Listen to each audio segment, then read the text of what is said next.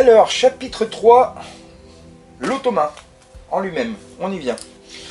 Donc l'automa, je lui ai donné un nom, il s'appelle Lord Wellington. Donc pour le reste de cette vidéo et des suivantes, il s'appellera donc Lord Wellington ou Wellington, puisque c'est le petit nom que j'ai donné à l'automa. J'ai imaginé que c'est un officier anglais stratège qui imagine les tactiques marines. Voilà. Donc Wellington, qu'est-ce que dit Wellington? Donc je vais vous lire la charte que j'ai écrite pour vous expliquer comment quand même. C'est pas non plus super compliqué. Donc les principes pour jouer la flotte gérée par l'automa Wellington. Les bateaux se jouent dans l'ordre qui leur est attribué en début de partie. Donc j'y reviendrai après pendant le setup. Les mouvements sont toujours effectués au plus près de l'objectif désigné par la carte mission objectif. Donc forcément, il y a un objectif, il s'y tient. Wellington essaye toujours de remplir son objectif même si c'est risqué. La mer, c'est dangereux. Les éperonnages et abordages ne se font que quand il y a un avantage certain à les faire, à savoir un nombre de mâts supérieur, puisqu'il y a une règle qui parle du nombre de mâts supérieur pour pouvoir aborder et fouiller un bateau adverse. Et bien sûr, ils se font que s'ils sont nécessaires à l'objectif, sinon ils ne se font pas gratuitement. Voilà. Wellington essaye toujours de faire des groupes de bateaux équilibrés et cohérents avec l'objectif.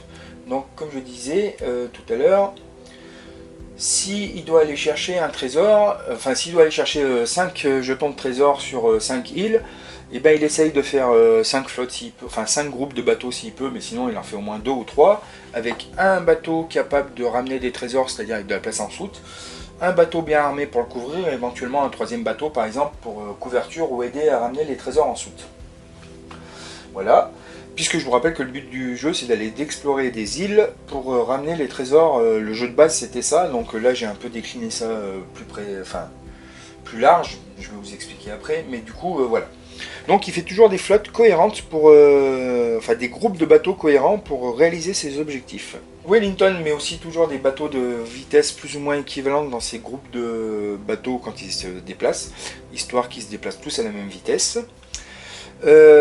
Et Wellington, quand il ne peut plus réaliser son objectif, quand il se rend compte que son objectif est irréalisable, il passe en mode destructeur des mers. Il part du principe que si lui il ne peut pas réussir son objectif, il n'y a pas de raison que vous y arriviez aussi. Donc, qu'est-ce qu'on fait?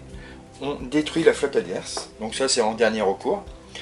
Et puis bien sûr, Wellington prend toujours les décisions les moins arrangeantes avec son adversaire. Donc soyez sans pitié avec vous-même.